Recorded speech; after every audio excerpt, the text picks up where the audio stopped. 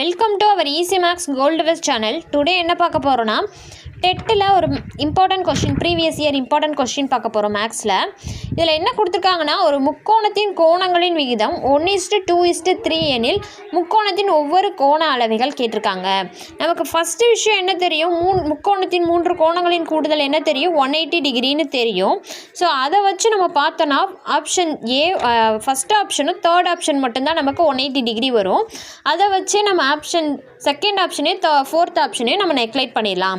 இப்போ இதில் first option வருமா தேர்ட் ஆப்ஷன் வருமானு எப்படி நம்ம கண்டுபிடிக்கணும்னா, அதுக்கு தான் என்ன கொடுத்துருக்காங்க, 1:2:3ன்ற விகிதத்தில் நமக்கு இருக்கும் 3 கோணமும் அப்படின்னு சொல்லி கொடுத்துருந்ததுனால ஃபஸ்ட்டு இது தான் எப்படி இருக்குன்னா, ஃபஸ்ட்டு கோணத்தை எப்படி எடுத்துருக்காங்கன்னா 30 டிகிரின்னு எடுத்திருக்காங்க.